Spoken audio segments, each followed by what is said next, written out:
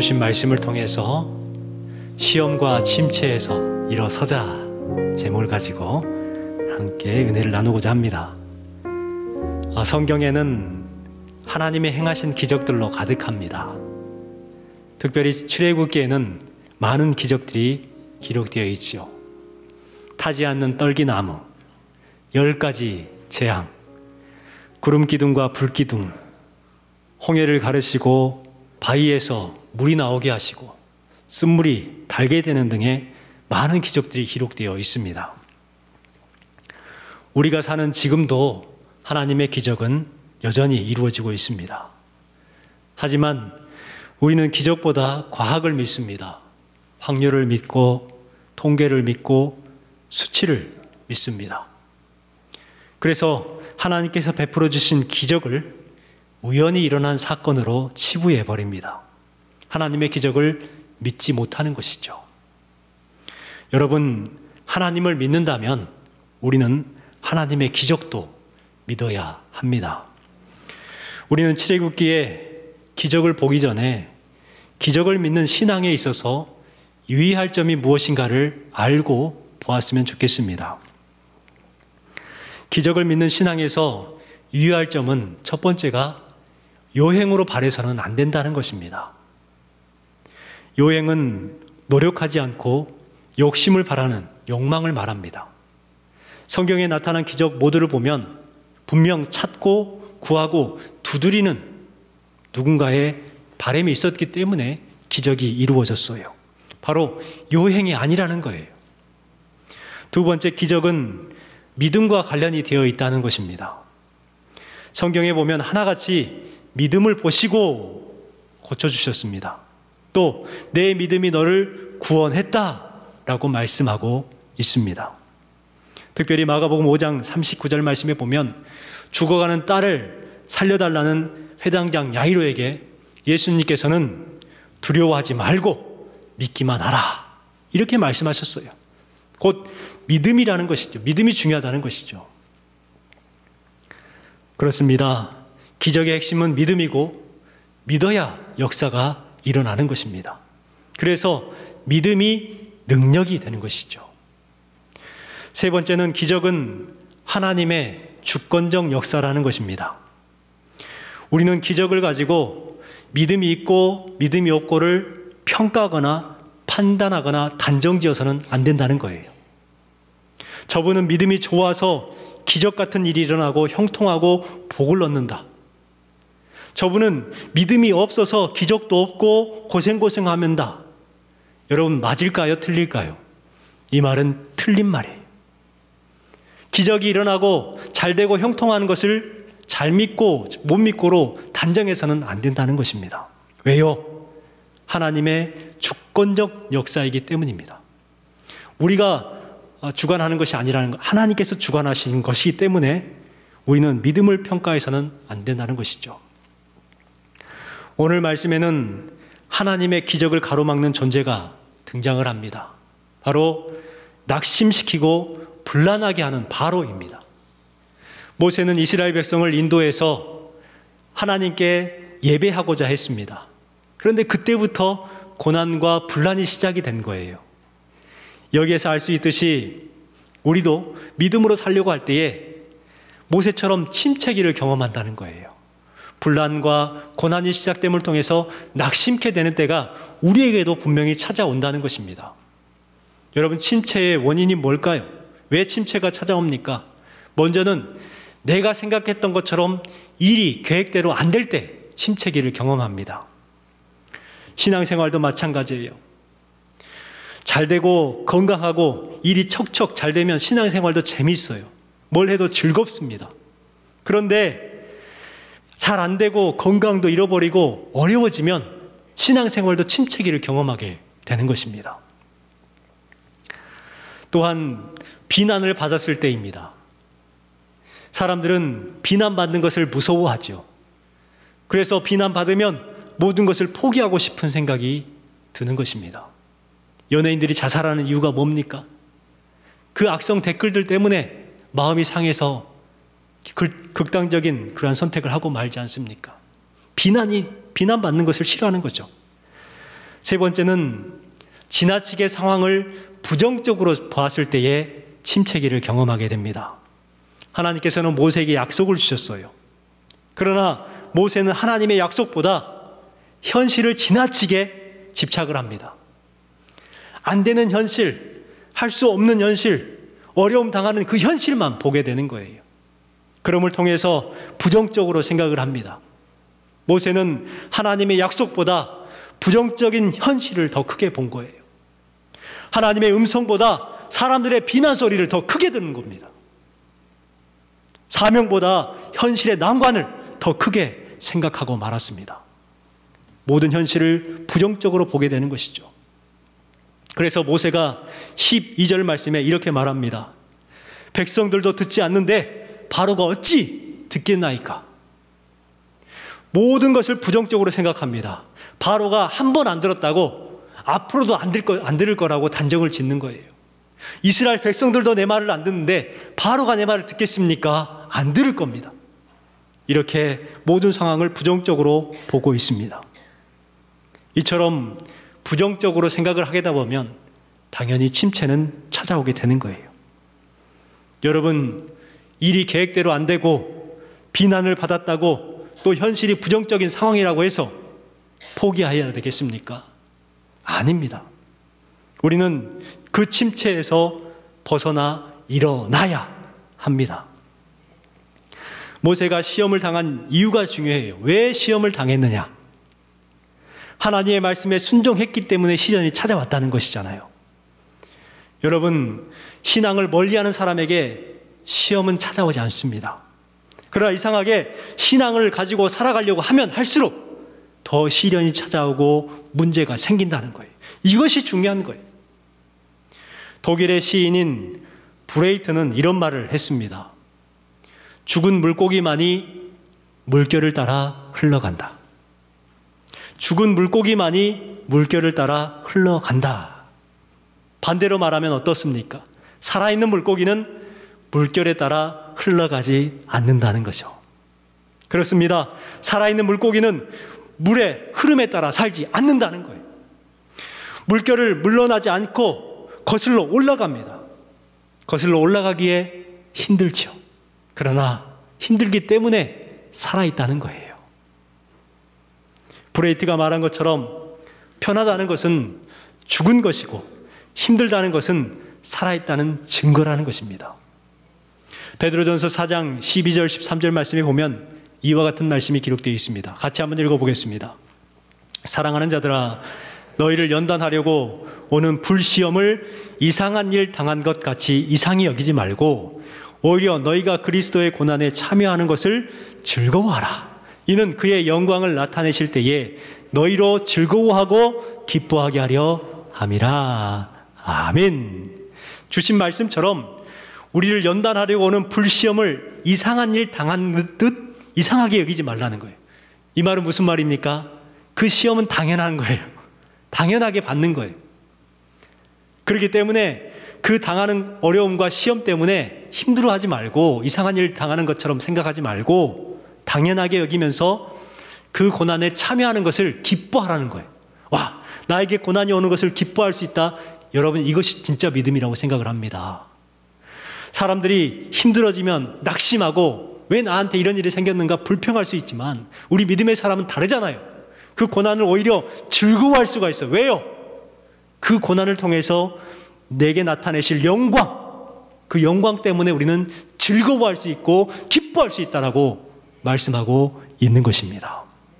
그렇기 때문에 여러분, 시련이 있거나 문제가 있을 때에 또 신앙생활 하면서 당하는 어려움을 이상한 일 당한 듯이 생각하지 마시고 오히려 담대하게 이겨나가시기 바랍니다. 그러면 분명 여러분의 삶 가운데 주신 말씀처럼 영광이 나타나게 될 줄 믿습니다. 바로는 하나님의 사람을 낙심시키는 존재입니다. 시대만 다를 뿐 바로는 항상 있어 왔어요. 하와를 유혹했던 뱀이 바로와 같은 존재고 사울왕을 괴롭혔던 악신, 욥을 시험했던 사탄, 바알과 아세라와 같은 그러한 존재들, 그리고 소녀를 불에도 넘어뜨리고 물에도 넘어뜨렸던 그 귀신, 초대교회 성도들을 박해했던 바리새인과 사두개인과 장로들, 이와 같은 존재들은 시대에 따라서 모양만 달랐지 늘 있어 왔다니까요. 지금 우리에게도 바로는 있어요. 여러분, 그런데 그런들 때문에 성도들이 조종당하고 힘들어하고 우울증에 시달린다고 하지만, 또 의심하게 된다고 했지만, 그러나 우리는 그 존재들의 의미를 분석해 볼 줄 알아야 합니다. 여러분, 모세를 힘들게 했고 낙심시켰던 그 바로가, 하나님께서는 그 바로를 통해서 모세의 그 사역과 출애굽에 대한 그 놀라움을 더욱 빛나게 했다는 것을 우리는 알아야 합니다. 바로가 없이 출애굽했다고 생각해 보세요. 모세가 그렇게 힘들지 아니하고 이스라엘 백성들이 그렇게 힘들지 않고 그냥 너무 편하게 출애굽했다고 생각해 보세요. 출애굽 사건은 빛나지 않았을 겁니다. 그런데요, 바로의 그 괴롭힘과 그 억압이 있었기 때문에 모세는 더욱더 높아지는 것이고 출애굽 사건은 더욱더 놀라운 사건으로 우리에게 들려지게 되는 것입니다.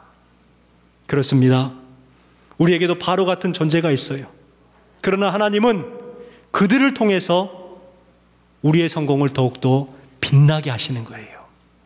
그들의 핍박과 그들의 문제를 통해서 우리의 신앙을 더욱더 값지게 만들어 나간다는 것을 우리는 알아야 합니다.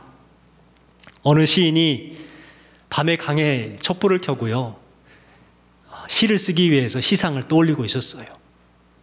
그런데 잘 떠오르지 않는 것입니다. 고민하고 있는데 하필이면 그때 바람이 확 불어가지고 촛불이 확 꺼져버리는 거예요. 그래서 시인이 갑자기 짜증이 확 몰려왔어요. 오늘은 아닌갑다 하고 이제 일어났습니다. 촛불이 꺼져버리고 시상도 떠오르지 않으니까 포기하려고 한 거죠. 그래서 일어나가지고 딱 주변을 봤는데 갑자기 놀라운 광경을 목격하게 되었어요. 촛불이 꺼졌더니 달빛이 어떻게 됩니까? 더욱더 환해지기 시작하는 거예요. 잘 안 보였던 별들이 더욱더 초롱초롱하게 빛나기 시작하는 거예요. 강가의 갈대숲 사이로 달빛이 막 비추고 놀라운 광경을 목격하게 되었습니다. 그래서 이 시인이요, 거기에서 아름다운 시를 쓰기 시작했어요. 여러분, 그렇습니다. 이처럼 나의 촛불이 꺼졌을 때에 달빛은 더욱 밝아지게 되는 거예요. 어려움을 당하면 상심하고 낙심하지만 오히려 그 어려움을 당할 때에 예수님을 더욱더 뚜렷하게 볼 수 있는 기회가 되지 않을까요? 이것을 아는 지혜가 너무나도 중요합니다. 여러분, 이것을 아는 지혜를 통해서 여러분의 침체를 벗어나시기를 주님의 이름으로 축원합니다. 우리가 어떻게 해야 침체에서 온전하게 일어날 수 있을까 한번 생각해 봤으면 좋겠습니다. 먼저는요, 상황을 분별해야 한다는 것입니다. 상황의 늪에 빠져버리면 안 되죠. 오늘 주신 1절 말씀에 보면 하나님께서 이제 내가 하는 일을 보리라 이렇게 말씀하셨습니다. 또한 강한 손으로 말미암아 보내리라, 강한 손으로 말미암아 바로가 너희를 쫓아내리라, 이와 같이 말씀하셨습니다. 이 말은 무슨 말이냐면 안 되게 하는 바로만 보지 말고 되게 하는 하나님의 손을 보라는 거예요. 그동안 이스라엘 백성들은 뭘 봤어요? 안 되게 하는 바로를 봤단 말이에요. 바로 때문에 신경 쓰였고 바로를 찾아갔어요. 그런데 하나님께서는 안 되게 하는 바로를 보지 말고 되게 하는 나의 손을 보아라, 이렇게 말씀하고 있는 것입니다. 이 말은 곧 상황을 분별하라는 거예요. 분별하라. 미국의 황무지에는 방울뱀이 살고 있습니다. 이 방울뱀이 다람쥐를 사냥해서 잡아먹는 방법이 있는데 어떤 방법이냐면 뱀이 다람쥐 있는 곳으로 살짝 가요. 그래서 방울을 딸랑딸랑 울립니다. 그러면 어디서 방울 소리가 들리네 하고 호기심에 다람쥐가 쳐다본다고 그래요. 쳐다보면서 뱀과 눈이 마주치는 겁니다. 그러니까 다람쥐가 어떻게 해요? 깜짝 놀라는 거예요. 그래가지고 도망가야 되는데 도망갈 생각을 못하고 굳어버린다고 합니다. 무서워가지고 이러지도 못하고 저러지도 못하는 거예요. 분별하지 못하는 것이죠. 그러다가 뱀이 점점 다가와 가지고 굳어있는 그 다람쥐를 잡아먹는다는 거예요. 그런데 잡아먹히는 다람쥐가 있는 반면에 오히려 뱀을 공격하는 다람쥐가 있다고 합니다. 여러분, 뭐가 다릅니까? 무서운 뱀을 봤을 때에 그 뱀에 대한 존재에 대해서 분별을 하면 대항할 수가 있는데, 분별하지 못하고 아무런 생각하지 못하고 우왕좌왕하고 있으면 뱀에게 잡혀 먹힌다는 것이죠. 지금 이스라엘 백성들을 힘들게 하는 존재가 바로입니다. 그 바로 앞에 벌벌 떨고 있어요. 오히려 자신들을 힘들게 하는 주체가 바로임에도 불구하고 바로에게 찾아가서 엎드려 구하는 모습, 어찌 보면 뱀 앞에 서 있는 그 다람쥐의 모습이 아닐까요?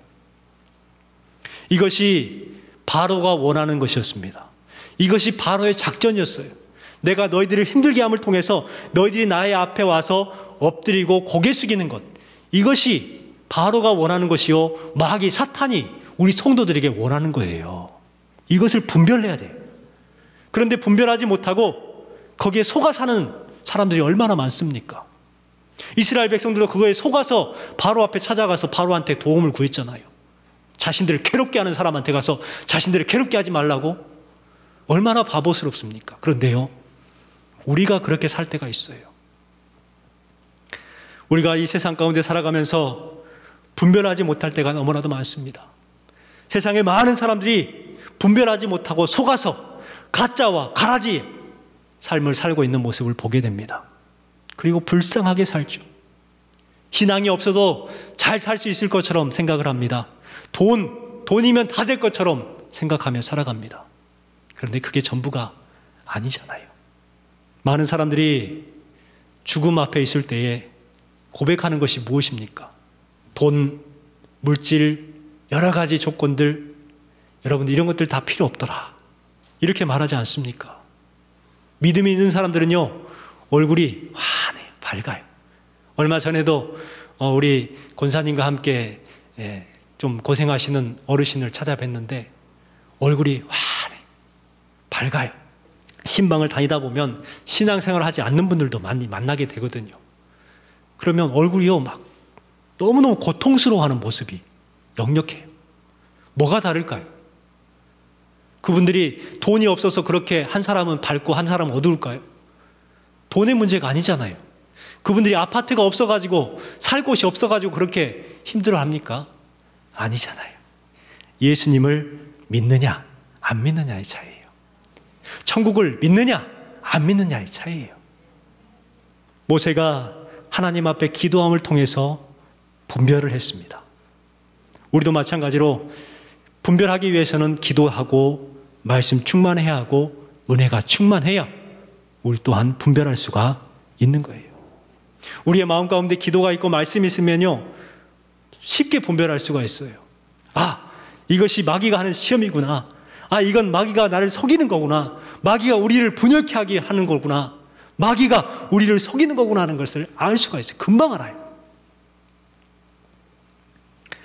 요한일서 4장 1절 말씀에 사랑하는 자들아 다 믿지 말고 오직 영들이 하나님께 속하였나 분별하라 말씀하고 있습니다.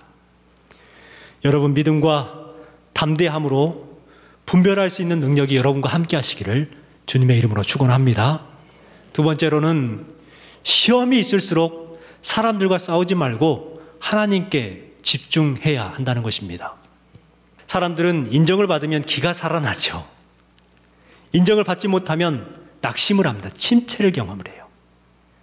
모세는 사람들의 비난에 마음이 상하고 침체가 되었었습니다. 자신을 지지해 줄 줄 알았던 사람들이 자신을 비난한 거예요. 얼마나 침체가 됐겠어요. 그 비난하는 사람들의 말에 모세는 집착하기 시작합니다. 그래서 12절 말씀에 모세가 여호와 앞에 아뢰어 이르되 이스라엘 자손도 내 말을 듣지 아니하거든 바로가 어찌 내 말을 들으리까? 나는 입이 둔한 자이니다. 여러분, 자신을 비관하고 있는 거예요. 우울증 환자들이 어떻게 해요? 자신을 비관해요. 지금 모세가 그렇게 하고 있는 것 아닙니까? 사람들의 말에 집착하다 보면 이렇게 침체를 경험하는 것입니다. 그럴 때 하나님께서 모세에게 뭐라고 말씀하십니까? 13절 말씀을 같이 한번 읽어볼까요? 여호와께서 모세와 아론에게 말씀하사 그들로 이스라엘 자손과 애굽 왕 바로에게 명령을 전하고 이스라엘 자손을 애굽 땅에서 인도하여 내게 하시니라. 아멘. 여러분, 하나님은 모세에게 사람들의 비난에 집중하지 말라고 합니다. 그러면 뭐에 집중하라고 말씀하고 계세요? 분명 13절 말씀에 보면 하나님께서 모세와 아론을 통해서 하실 일을 대해서 이야기를 하시는데, 애굽 왕 바로에게 명령을 전하고 이스라엘 자손을 애굽 땅에서 인도하여 내게 하시니라 라고 완료형으로 말하고 있단 말이에요. 여러분, 그들은 누굴까요? 그들은 누구입니까? 다른 사람이 아니라 바로 지금 사람들의 비난에 집착해서 침체기를 경험하고 있는 모세와 아론에게 해주시는 말씀이에요. 너희들이 지금 그렇게 침체해 있지 말아라. 일어나라. 왜냐하면 너희들은 이스라엘 자손을 애굽 땅에서 인도하여 낼 사람들이기 때문이다. 이렇게 지금 말씀하고 있는 것입니다. 이 말은 무슨 말입니까? 사람들과 싸우지 말고 하나님께 집중하라는 말이에요. 아무리 어려워도 하나님께 나오시기 바랍니다. 아무리 낙심이 되어도 하나님께 나오시기 바랍니다. 정말 힘들어서 기도조차 못할 상황이라 할지라도 그래도 하나님께 나오시기 바랍니다. 원망이 생겨도요, 하나님 앞에 나오시기 바랍니다. 그래야 일이 해결되는 거예요. 사람한테 가가지고 하소연하고 이거 잊어버리려고 드라마 보고 여행 간다고 해서 해결됩니까? 안 돼요. 그렇기 때문에 하나님 앞에 나올 수 있는 지혜가 여러분에게 임하시기를 주님의 이름으로 축원합니다. 마지막으로 일의 부정적인 현실에 집착하지 말고요, 일을 이루시는 하나님께 집중하시기 바랍니다. 신앙의 사람은 부정에 집착하지 말아야 돼요.